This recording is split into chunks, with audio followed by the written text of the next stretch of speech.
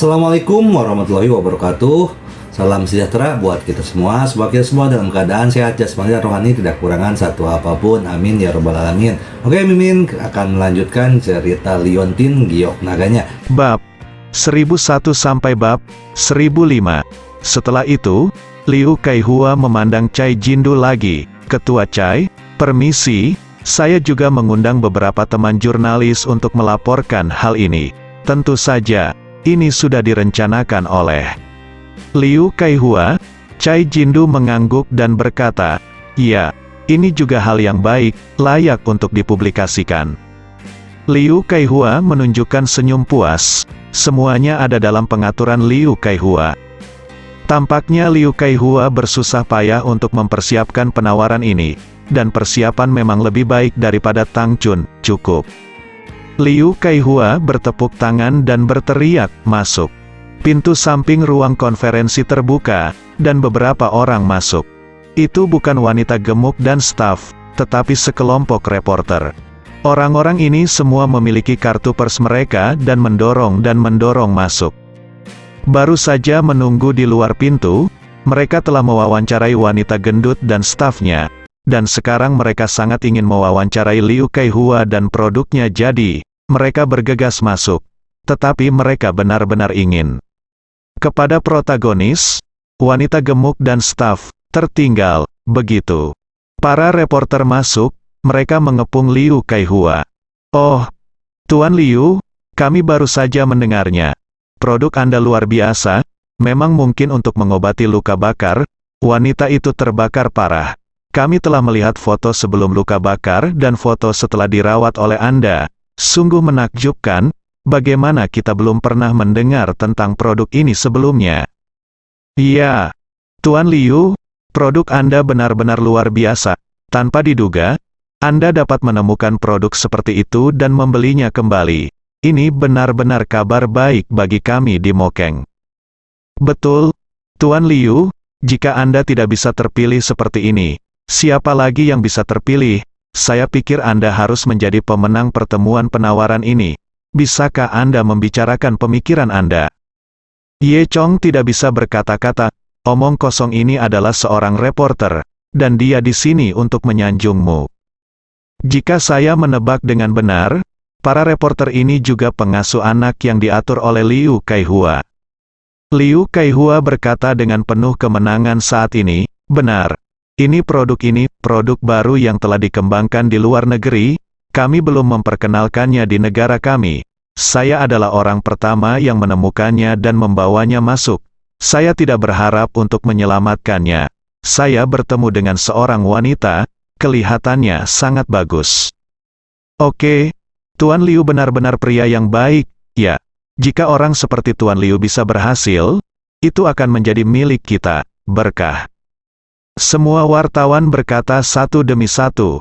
Tang Chun mendengus, dan berkata dalam hatinya, sungguh sekelompok orang yang tidak tahu malu. Pada saat ini, 4 orang lagi masuk. Itu adalah wanita gemuk yang diselamatkan oleh Ye Chong kemarin. Ada juga 2 anggota staf restoran Hotpot, dan yang terakhir adalah seorang reporter wanita. Wajah wanita gemuk itu mulus dan awet muda sekarang. Dia menyingkirkan para reporter dan mendatangi Liu Kaihua.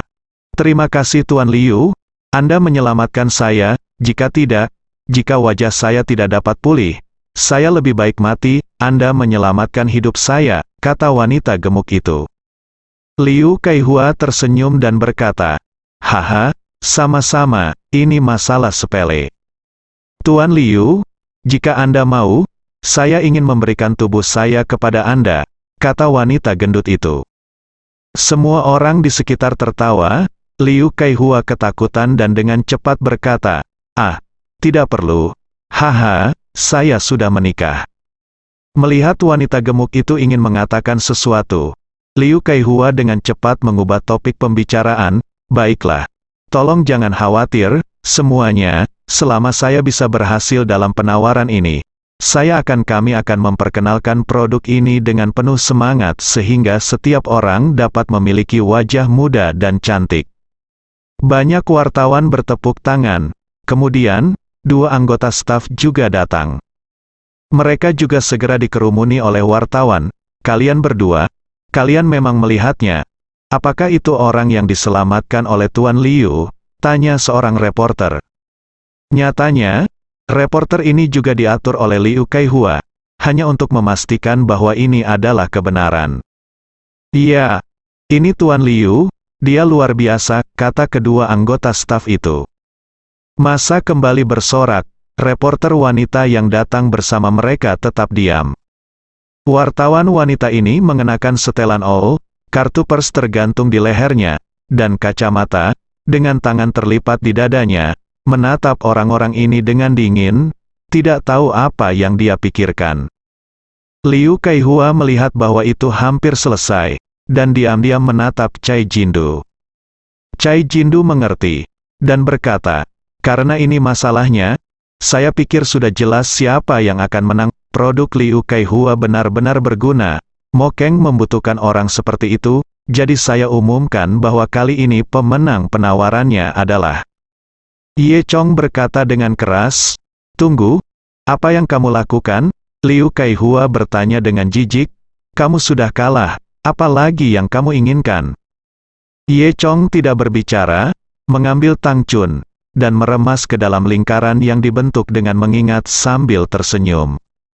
Pada saat ini, banyak wartawan mengedipkan mata pada mereka dengan kilasan, krek bang-bang. Liu Kaihua terkekeh, mengapa? Nona Tang menolak untuk mengaku kalah. Jika Anda kalah, Anda kalah. Anda dapat bekerja sama dengan saya di masa depan. Nona Tang, mari bekerja sama untuk meningkatkan industri kecantikan medis di Mexico City. Bagaimana?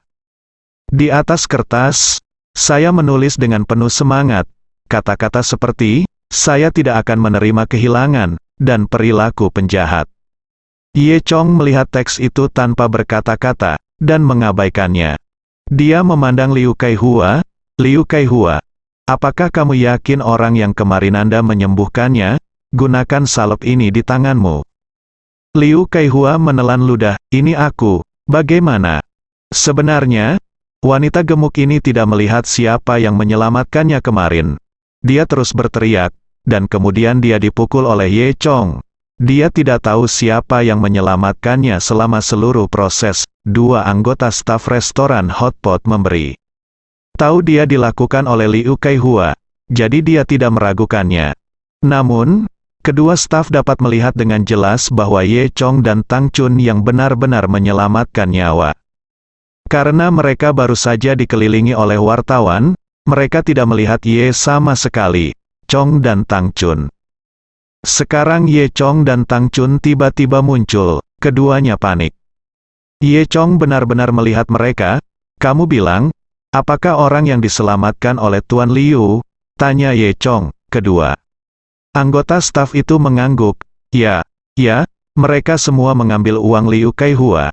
Tetapi ketika mereka mengumpulkan uang, mereka tidak berharap untuk bertemu dengan Tuan yang sah hari ini. Ketika Tuan yang sah datang, mereka sedikit takut. Ye Chong mendengus dingin. Wanita ini kemarin dapat dimengerti bahwa saya tidak melihatnya. Apakah kalian berdua akan membuka mata dan berbicara omong kosong? Apa yang terjadi kemarin? Kedua anggota staf itu menundukkan kepala, tidak berani berbicara. Ye Chong menunjuk ke seorang anggota staf dan berteriak, katakan. Anggota staf itu sedikit takut, ragu-ragu, dan tanpa sadar melirik Ye Chong. Tapi dia tiba-tiba menemukan bahwa mata Ye Chong tampak ungu. Detik berikutnya, kesadarannya sedikit tidak jelas. Lalu, dia tidak tahu mengapa, jadi dia mengatakan yang sebenarnya. Kamu dan wanita ini yang menyelamatkan orang itu, saya berbohong karena Liu Kaihua memberi kami uang. Kami hanya mengatakan bahwa itu adalah pujiannya, tetapi sebenarnya itu tidak ada hubungannya dengan dia. Apa? Wanita gendut itu terkejut, dan menatap Ye Chong. Ya, mereka menyembuhkanku, sungguh, staf itu mengangguk. Tidak, itu benar, kami melihatnya dengan mata kepala sendiri, dia menggunakan hitam pasta menyembuhkanmu. Wanita gendut itu tertegun, oh, ternyata kamu adalah dermawanku, terima kasih. Itu Bagaimana kalau aku berjanji padamu dengan tubuhku? Ye Chong dengan cepat tersenyum kecut. Tidak, tidak. Tidak perlu. Lalu, ada apa dengan dia? Wanita gendut itu menunjuk ke arah Liu Kaihua dan bertanya. Bukankah kamu memberitahu mereka semua? Dia memberi mereka uang untuk membuat orang-orang itu berbohong, kata Tang Chun menghina wanita gemuk itu. Memarahi? Jadi itu yang terjadi. Liu Kaihua menutupi wajahnya, tetapi masih berkata dengan keras kepala, dengarkan aku. Kedua bajingan ini berbicara omong kosong, dan aku akan menyembuhkanmu. Sekarang situasinya seperti ini, dia hanya bisa bertahan. Kemudian, dia melihat kedua anggota staf dengan marah. Kamu, omong kosong apa yang kalian berdua bicarakan? Jangan lupa, teman reporter ada di sini. Apa yang baru saja kamu katakan, teman reporter telah menulis. Kamu bola-balik, saya pikir Anda mengambil uangnya. Bukan, dia menambahkan, teman-teman dari pers, mata Anda tajam. Anda harus tahu apa yang terjadi, kan? Banyak wartawan berkata, ya, kita semua tahu. Kami semua mempercayai Tuan Liu. Wartawan ini juga mengambil uang dari Liu Kaihua, dan tidak mudah bagi mereka untuk menjadi hitam dan putih. Tuan Liu, jangan khawatir, kami baru saja di sini, dan kami telah membuat catatan, kebenaran tidak akan terkubur. Tuan Liu, jangan khawatir, kami tidak akan terintimidasi, kami tidak takut, kami untuk keadilan. Reporter itu mengucapkan kata-kata lurus. Tang Chun mendengus, keadilan, apa itu keadilan? Jika Anda menegakkan keadilan, Anda tidak akan mengatakan itu, kami menyelamatkan orang-orang dengan botol abu-abu kecil Dewa Naga. Tapi sekarang kami pembohong. Apakah Anda adil? Balas, ketika tiba-tiba, reporter wanita yang belum berbicara muncul, tunggu, produk Anda adalah botol abu-abu kecil Dewa Naga, bisakah Anda menunjukkan kepada saya? Tang Chun meletakkan botol abu-abu kecil itu di tangan wanita. Itu reporter wanita melihatnya, lalu membuka sampulnya dan mengambil sedikit. Dia melihat pasta hitam itu, matanya berbinar. Botol abu-abu kecil Dewa Naga macam apa? Bisakah benda kotor dan lengket semacam ini menyelamatkan orang? Menurutku itu terlihat seperti lumpur yang ditarik dari sisi lubang pembuangan, menjijikkan. Seseorang ingat, setelah melihat pasta, dia melihat turun dengan penghinaan. Diam, reporter wanita itu berteriak dengan tegas. Zhang, Direktur Zhang, siapa ini? Ternyata reporter wanita ini adalah pemimpin dari kelompok reporter ini, dan namanya adalah Zhang Jing. Saya melihat kalian telah ditipu oleh lemak babi, Zhang Jing memarahi. Semua orang tercengang, mereka tidak menyangka Zhang Jing tidak seperti biasanya hari ini. Tahukah Anda, meskipun Zhang Jing tidak mengambil uang sendiri, dia selalu menutup mata terhadap orang lain yang mengambil uang untuk menghasilkan uang tambahan. Tapi hari ini, dia memarahi mereka di depan begitu banyak orang. Oh, reporter Zhang, ada apa denganmu? Ada yang ingin dikatakan? Liu Kaihua menyapanya dengan senyuman, dan diam-diam menatap Zhang Jing. Tampilan ini berarti, berapa banyak yang Anda inginkan, mengatakan. Zhang Jing sama sekali mengabaikan Liu Kaihua, tetapi memandang Tang Chun dan bertanya, cantik, apakah ini benar-benar produk Anda? Tang Chun mengangguk, kalau begitu izinkan saya bertanya, apakah produk Anda telah menyembuhkan bibi dengan jerawat di wajahnya? Zhang Jing bertanya lagi. Ini bibi Pit, kami menyembuhkannya, kata Tang Chun. Oh, kebetulan sekali, bibi Kong adalah bibi keduaku. Kamu benar-benar menyembuhkannya.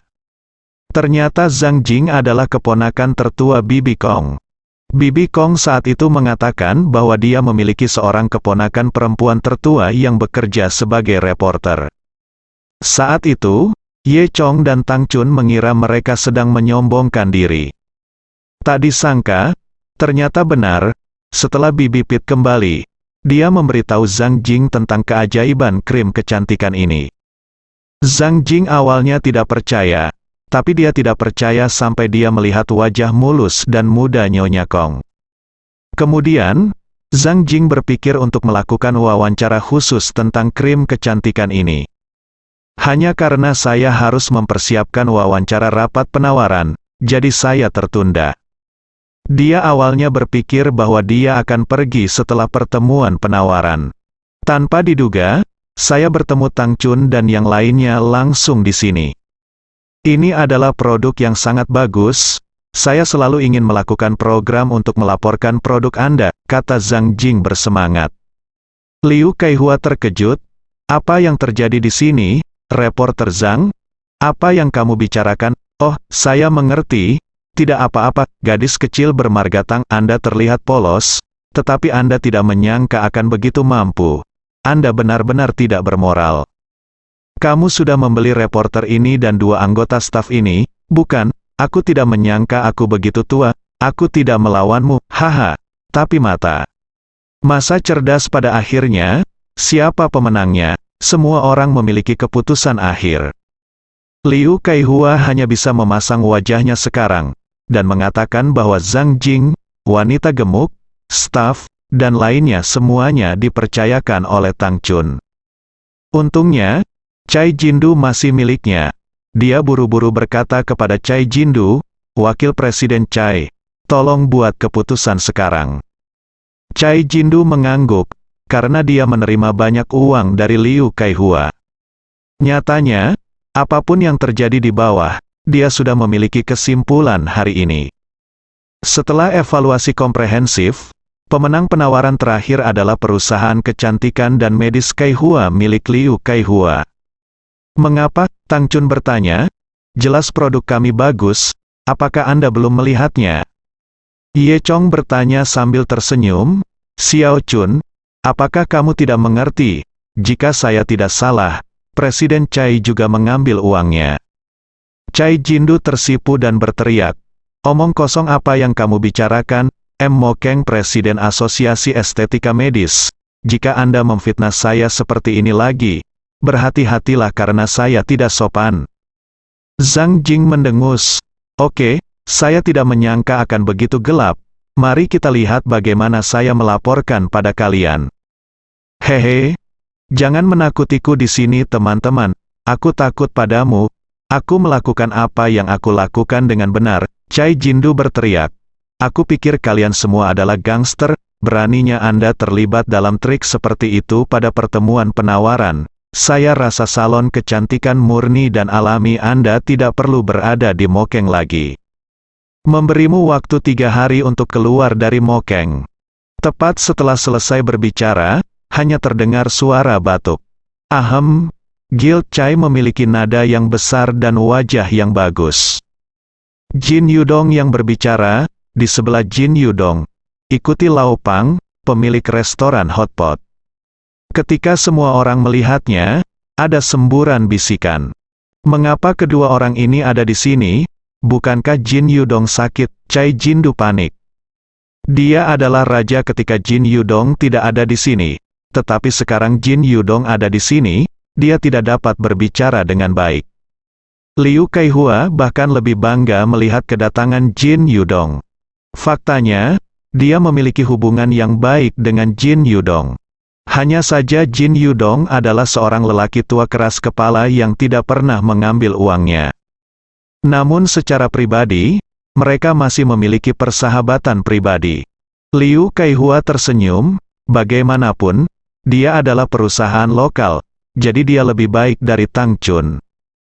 Karena itu, dia berpikir jika Jin Yudong datang, peluangnya untuk menang akan semakin besar. Liu Kaihua mencibir pada Tang Chun, gadis kecil, mari kita lihat bagaimana kamu kalah hari ini, sambil mengulurkan telapak tangannya, berpura-pura sangat akrab, dan ingin berjabat tangan dengan Jin Yudong. Tanpa diduga, Jin Yudong bahkan tidak melihat ke arah Liu Kaihua, dan hanya berjalan melewatinya. Oh, coba kulihat, kalian adalah 2 tuan yang menyelamatkan nyawa di restoran hotpot. Jin Yudong berjalan langsung ke Ye Chong dan Tang Chun. Wajah tua Liu Kaihua membiru dan merah, sangat malu. Dengan mengatakan itu, Jin Yudong mengeluarkan sepotong kain kasa. Salep pada kain kasa itu agak kering, tetapi masih disimpan dengan hati-hati. Ini, salep hitam ini, milikmu. Tang Chun mengangguk dan menjawab, ini adalah botol abu-abu kecil milik Dewa Naga yang dikembangkan sendiri. Oh, mata Jin Yudong berbinar, itu dikembangkan olehmu sendiri apa? Di kali ini, Zhang Jing menyerahkan botol abu-abu kecil Dewa Naga kepada Jin Yudong. Presiden Jin, lihat, ini dia. Jin Yudong mengambilnya, membukanya dan menciumnya, dan sangat gembira. Itu dia, akhirnya aku menemukannya, hahaha. Melihat roh Jin Yudong saat ini, dia tampak seperti sakit, dan dia sepertinya sembuh total. Ternyata Jin Yudong jatuh sakit karena rindu. Karena mendapat salep kecil dari restoran hotpot, Jin Yudong memeriksa semua kosmetik dan produk farmasi, tetapi tidak ada catatan tentang salep ini. Dia berpikir, ini harus menjadi semacam produk formula rakyat. Namun, efeknya ajaib, jadi dia ingin menemukan seseorang yang membuat plester. Tapi itu seperti mencari jarum di tumpukan jerami, tidak ada cara untuk menemukannya. Oleh karena itu, semakin Jin Yudong memikirkannya, semakin dia menjadi cemas, dan semakin cemas dia, semakin dia jatuh sakit pada akhirnya. Jin Yudong meminta temannya, yaitu pemilik restoran hotpot untuk memperhatikan, dan jika dia bertemu orang ini lagi, dia harus diberitahu. Pemilik restoran hotpot menyerahkan tugas kepada 2 anggota staf.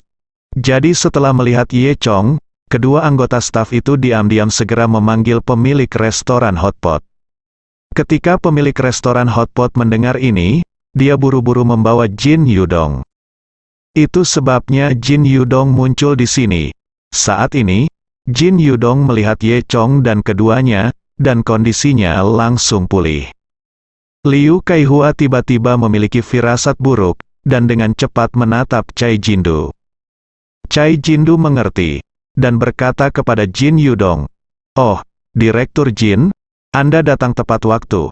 Faktanya, penawaran kami telah berakhir, dan pemenangnya adalah kecantikan medis bunga Liu Kaihua." Sebelum dia selesai berbicara, dia dipanggil Jin Yudong menyela.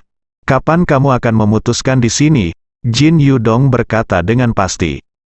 Cai Jindu menelan ludah dan tidak berani berbicara.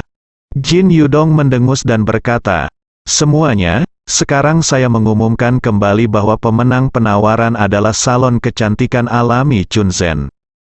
Dia memandang Ye Chong dan Tang Chun. "Kalian berdua, industri kecantikan medis di Mokeng adalah saya pergi untuk Anda. Saya percaya bahwa dengan produk Anda, Mokeng pasti akan terkenal di seluruh negeri." Liu Kaihua tercengang.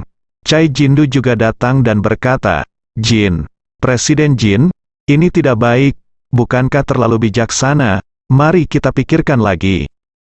Jin Yudong berkata, "Cai Jindu, jangan berpikir aku tidak tahu apa yang kamu lakukan dengan Liu Kaihua. Aku terlalu malas untuk menjagamu. Setelah kamu kembali, jangan menjadi wakil presiden. Tidak ada seorang pun di toilet di gedung timur, jadi kamu bisa pergi." Cai Jindu tersipu, dan pergi dengan kepala tertunduk tanpa daya. Liu Kaihua menatap Ye Chong dan yang lainnya dengan ganas, dan hendak mengatakan sesuatu, tetapi tidak tahu bagaimana mengatakannya. "Apakah kamu memiliki hal lain untuk dilakukan? Jika tidak apa-apa, kamu bisa pergi. Meski kalah, masih ada hadiah hiburan. Kamu bisa pergi ke pintu untuk mendapatkan souvenir. Pergilah," kata Jin Yudong. Ye Chong tersenyum. "Pergilah, tunggu apa lagi?" Tang Chun menutup mulutnya dan terkekeh. "Aku belum selesai denganmu." Liu Kaihua berpikir dengan kejam. Kemudian, dia menundukkan kepalanya dan bergegas pergi dengan ekor di antara kedua kakinya. Suedu, Gunung Suefeng, keluarga Zhao. Rumah keluarga Zhao yang awalnya khusyuk telah menjadi sangat hidup hari ini. Di peron lereng gunung, di alun-alun besar di depan rumah Zhao, mobil mewah yang tak terhitung jumlahnya diparkir saat ini. Di gerbang rumah keluarga Zhao, ada lebih banyak lagi pejalan kaki yang datang dan pergi. Pasukan rahasia keluarga Zhao yang telah disembunyikan di berbagai bagian Beihan semuanya muncul saat ini dan mengalir ke markas keluarga Zhao. Mungkin hanya saat ini, semua orang akan menyadari betapa besar keluarga Zhao itu. Dan alasan mengapa pasukan ini tiba-tiba menyerbu ke markas keluarga Zhao tidak lain adalah, tetapi karena sesuatu terjadi pada leluhur keluarga Zhao. Suatu hari yang lalu, berita bahwa nenek moyang keluarga Zhao sakit parah menyebar ke seluruh keluarga Zhao, yang mengejutkan keluarga Zhao. Itu ditemukan oleh seorang pelayan keluarga Zhao. Dia adalah seorang pelayan tua yang bertanggung jawab atas kehidupan sehari-hari nenek moyang keluarga Zhao. Malam itu, pelayan pergi mengantarkan makanan kepada leluhur keluarga Zhao sesuai kebiasaan yang biasa. Namun, dia menemukan bahwa leluhur keluarga Zhao sedang berbaring di tempat tidur, tidak sadarkan diri, dan kulit leluhur keluarga Zhao telah benar-benar kehilangan warna, seperti mayat kering. Pelayan itu ketakutan, jika bukan karena perut patriark keluarga Zhao masih bernafas sedikit naik turun. Dia bahkan mengira patriark keluarga Zhao sudah mati. Kemudian, pelayan itu buru-buru menceritakan masalah itu kepada Zhao Chen, patriark keluarga Zhao saat ini. Zhao Chen juga ketakutan setelah mendengar ini, dan buru-buru pergi untuk memeriksa leluhur keluarga Zhao. Setelah memeriksa lama, dia tidak tahu alasannya. Namun, Zhao Meiting, yang melayani di sebelah leluhur keluarga Zhao, menghilang, dan semua orang mengira Zhao Meiting yang melakukannya. Jadi, mencari Zhao Meiting kemana-mana gagal, dan tepat ketika surat perintah penangkapan akan dikeluarkan, Zhao Meiting muncul sendiri. Semua orang bertanya apa yang terjadi pada Zhao Meiting dan apa yang terjadi pada leluhur keluarga Zhao. Zhao Meiting tidak menjelaskan keberadaannya, tetapi berkata dengan ringan, nenek moyang keluarga Zhao sedang sekarat. Zhao Chen ketakutan, dan segera mengirimkan berita, memanggil semua kekuatan utama keluarga Zhao untuk membahas masalah tersebut. Namun, itu hanya terbatas pada eksekutif puncak keluarga Zhao. Zhao Chen tidak berani membiarkan berita itu menyebar luas. Jika tidak, kejadian ini pasti akan menimbulkan kejutan di Suedo. Terlebih lagi, jika dunia luar mengetahui bahwa leluhur keluarga Zhao dalam bahaya, saya khawatir seluruh keluarga Zhao akan berada dalam bahaya. Oleh karena itu, saat ini, semua kekuatan utama keluarga Zhao yang bersembunyi di Beihan datang. Keluarga Zhao di Beihan dibagi menjadi 9 aula. Saat ini, sekelompok orang sedang berkumpul di kompleks keluarga Zhao. Di antara mereka, sepasang saudara kembar yang kokoh adalah 2 kepala aula dari aula penegakan hukum keluarga Zhao, yaitu Zhao Jiang dan Zhao He. Juga, Zhao Fu, kepala balai penaklukan naga dari keluarga Zhao.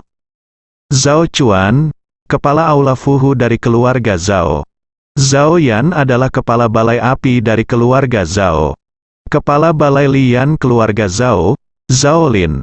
Zhao Huo, penguasa Diamond Hall dari keluarga Zhao. Zhao Qiang, kepala balai pojun keluarga Zhao. Zhao Jing, kepala aula mengejutkan keluarga Zhao.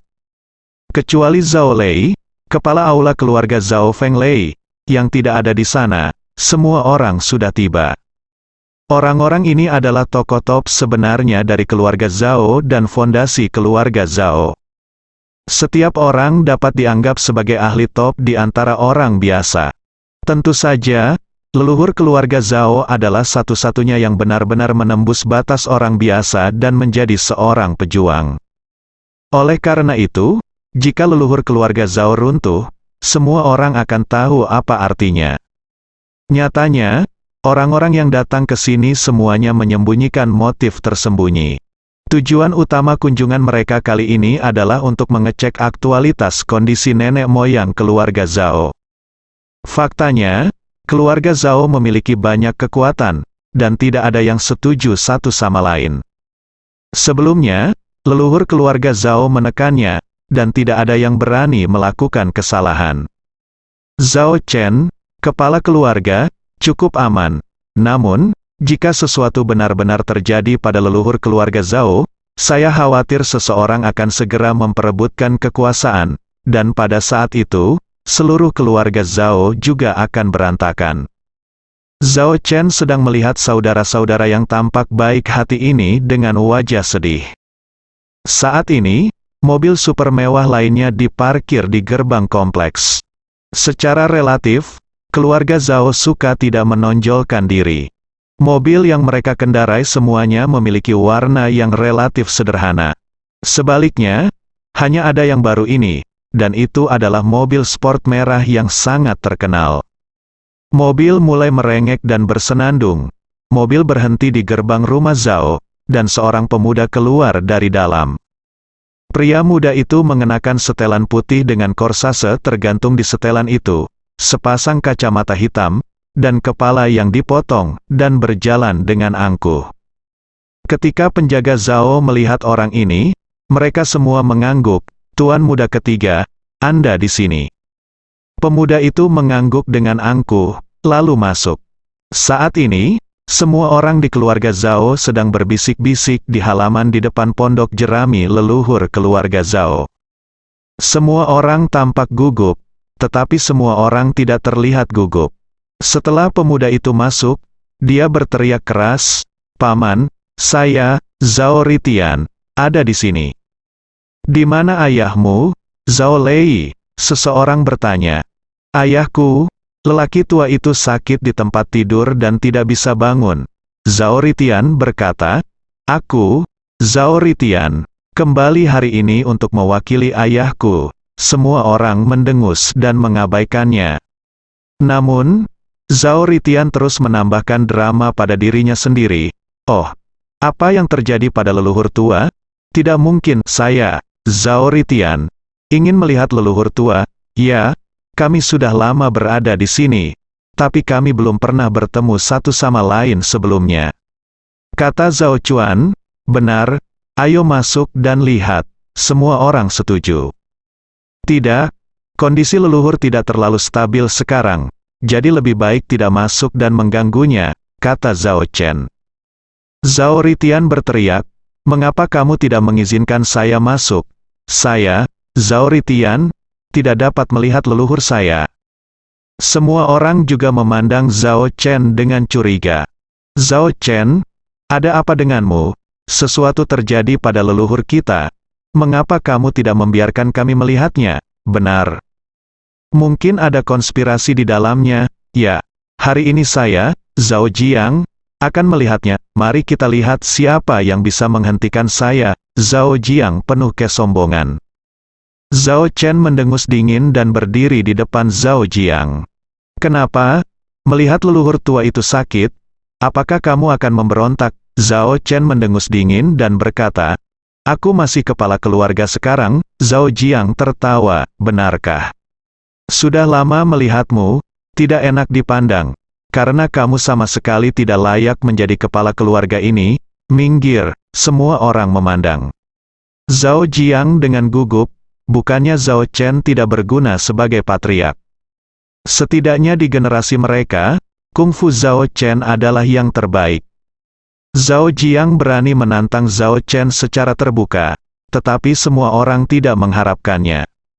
Saat dia mengatakan itu, Zhao Jiang mendorong Zhao Chen dengan telapak tangannya. Zhao Chen mendengus dingin, "Oke, bagus sekali." Begitu dia mengatakan itu, tubuhnya menegang, otot-otot di lengannya tiba-tiba membengkak, dan dia meninju telapak tangan Zhao Jiang. Dia ingin Zhao Jiang tahu bahwa dia, sang patriark, tidak mendapatkan namanya dengan sia-sia. Zhao Chen sangat percaya diri, karena dia sangat akrab dengan Zhao Jiang. Dia sama sekali tidak bisa menjadi lawannya. Tanpa diduga, saat bersentuhan, Zhao Chen merasakan kekuatan yang luar biasa, dan dia terhuyung mundur beberapa langkah. Jika dia tidak ditangkap oleh pengawal di belakangnya, dia akan jatuh. "Hehe, Zhao Chen, apakah ini kemampuanmu? Aku katakan sebelumnya bahwa kamu tidak layak menjadi kepala rumah tangga." Zhao Jiang tertawa. Semua orang memandang Zhao Jiang dengan heran. Zhao Jiang ini awalnya adalah orang dengan keterampilan terendah dalam keluarga. Mengapa begitu kuat sekarang? Zhao Jiang, bagaimana kamu menjadi begitu kuat? Zhao Chen bertanya dengan heran. Zhao Jiang tampak menghina. Hehe, Zhao Chen, apakah menurut Anda semua orang seperti Anda, belum membuat kemajuan apapun dalam beberapa dekade terakhir, dan sangat tidak mau membuat kemajuan? Katakan, saya bukan lagi saya yang asli, sekarang kekuatanku lebih darimu Qiang. Kamu, sang patriark, sama sekali tidak layak. Saat dia berbicara, dia berjalan menuju pondok jerami dengan langkah besar, dan berteriak dengan penuh kemenangan, mari kita lihat siapa yang berani menghentikan saya hari ini. Bahkan Zhao Chen dikalahkan oleh Zhao Jiang, bagaimana mungkin orang lain berani mengatakan sesuatu? Zhao Jiang tinggi dan kuat, berjalan ke pintu seperti menara besi, dan membuka pintu pondok jerami keluarga Zhao dengan derit. Leluhur tua, biarkan aku melihatmu, Zhao Jiang berkata dengan berpura-pura, lalu melangkah ke dalam ruangan.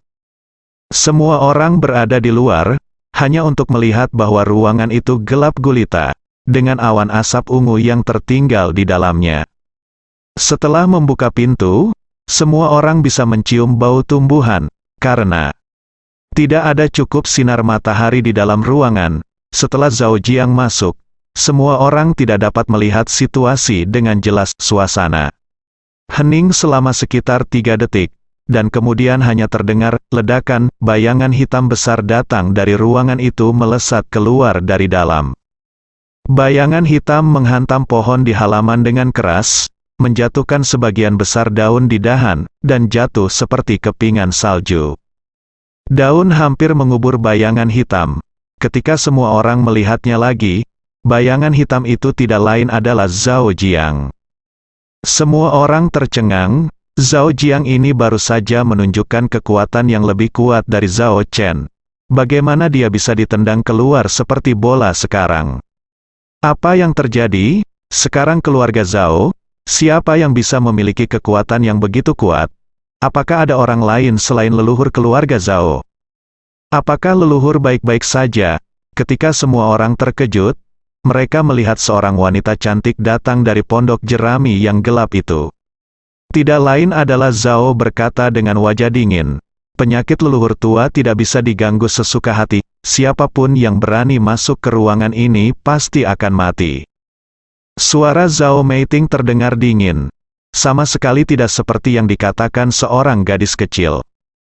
Semua orang di keluarga Zhao tahu bahwa Zhao Meiting ini adalah anak yatim piatu dari pengkhianat keluarga Zhao itu, dan dibawa oleh patriark keluarga Zhao. Dia hanyalah seorang gadis kecil biasa, dan semua orang tidak peduli. Tetapi dia tidak menyangka Zhao Meiting menjadi begitu kuat dalam waktu sesingkat itu. Bahkan Zhao Chen tercengang. Apakah ini gadis kecil yang dia ambil kembali beberapa waktu lalu? Tapi semua orang sangat kesal dengan Zhao Meiting dari lubuk hati mereka. Apa yang kamu? Beraninya kamu berteriak di depan begitu banyak tetua. Meskipun mereka tidak puas, tidak ada yang berani berbicara. Lagi pula, Zhao Jiang masih terbaring di dedaunan yang berguguran dan melolong. Tampaknya patriark keluarga Zhao memiliki visi yang tepat untuk mengolah Zhao Meiting menjadi karakter seperti itu. Zhao Meiting melirik kerumunan, dan mendengus dingin, kamu harus memikirkan cara menyelamatkan leluhur. Setelah berbicara, Zhao Meiting berbalik dan masuk, tetapi dia tidak melihat gerakannya, hanya pintu pondok jerami yang berderit, ditutup lagi. Semua orang di keluarga Zhao berbisik, mereka tidak menyangka seorang gadis kecil begitu kuat. Mungkinkah dia penerus leluhur keluarga Zhao? Semua orang melihat saya melihat Anda, tidak ada yang berbicara. Ngomong-ngomong, apa yang harus kita lakukan? Apa yang harus kita lakukan jika sesuatu terjadi pada nenek moyang kita? Tanya Zhao Chuan. Cepat pergi ke rumah sakit, kata Zhao Fu. Zhao Chen mendengus dan berkata, tidak ada gunanya, jika pergi ke rumah sakit dapat menyelesaikan masalah, saya tidak perlu menelepon Anda di sini. Sebenarnya, Zhao Chen sudah mencoba berbagai cara sebelum memanggil orang-orang ini. Dia telah memanggil semua dokter terkenal dari rumah sakit besar di Beihan untuk datang melihatnya. Tetapi tidak ada yang bisa melihat apa yang terjadi dengan leluhur tua itu. Ketika semua orang khawatir, Zhao Lubai berbisik kepada Zhao Chen, "Ayah, ada satu orang lagi yang mungkin bisa menyelamatkan leluhur." Semua orang memandang Zhao Lubai. Zhao Lubai berkata dengan agak malu, "Kamu Chong." Ketika nama ini disebutkan, semua orang di keluarga Zhao tercengang. Keluarga Zhao tahu bahwa kultivasi Ye Chong saat ini begitu kuat sehingga dia bahkan membunuh karakter seperti Yan Gaoshan. Awalnya, keluarga Zhao ingin menjilat Ye Chong. Tapi leluhur keluarga Zhao tidak tahu harus berpikir apa, dan sikapnya terhadap Ye Chong sangat buruk. Keluarga Zhao mengikuti teladan leluhur keluarga Zhao karena leluhur keluarga Zhao memiliki sikap ini. Seluruh keluarga Zhao secara alami tidak akan terlalu sopan kepada Ye Chong. Oleh karena itu, patriark dari keluarga Zhao yang memiliki sikap keras terhadap Ye Chong pada awalnya, dan sekarang dia akan meminta orang lain untuk menyelamatkan patriark dari keluarga Zhao. Belum lagi apakah keluarga Zhao harus tidak tahu malu, bahkan jika mereka memohon, akankah Ye Chong setuju? Apakah ini mungkin? Zhao Chen ragu-ragu, semua orang di keluarga Zhao juga berbisik. Zhao Lubai mengatupkan bibirnya dan berkata, "Ye Chong akan datang." Dia tidak mengatakan kalimat selanjutnya. Dia ingin mengatakan kalimat berikutnya, "Selama aku bertanya padanya." Zhao Chen berpikir sejenak, dan dia tahu bahwa dia tidak bisa mengurus begitu banyak sekarang. Yang paling penting adalah menyelamatkan leluhur. Dia mengangguk ke Zhao Lubai. "Xiao Bai, aku akan menyerahkan masalah ini padamu." Zhao Chen berkata. "Cobalah." Zhao Lubai mengangguk, lalu keluar untuk memanggil Ye Chong. Pada saat yang sama, Zhao Ritian baru saja meletakkan teleponnya. Dia tidak memperhatikan apa yang dikatakan semua orang barusan, karena dia menjawab panggilan yang sangat penting. Kemudian, Zhao Ritian tertawa terbahak-bahak dan berjalan keluar. Hampir mengejutkan semua orang. "Anakmu, mengapa kamu begitu terkejut?" Zhao He memarahi. Zhao Ritian maju selangkah. "Hei, Paman, jangan khawatir, saya, Zhao Ritian, sudah memikirkan solusinya." Apa yang bisa kamu lakukan?" Seseorang bertanya. "Hei, aku tidak datang untuk apa-apa kali ini," Zhao Ritian berkata. "Aku baru saja menerima berita akurat bahwa dokter ajaib yang kuundang akan datang besok." "Apa? Dokter ajaib yang kamu undang? Jangan bercanda," kata Zhao Chuan. Semua orang tahu bahwa Zhao Ritian ini hanya orang bodoh dan bisa menyombongkan diri ketika berbicara, jadi dia tidak terlalu memperhatikan kata-katanya.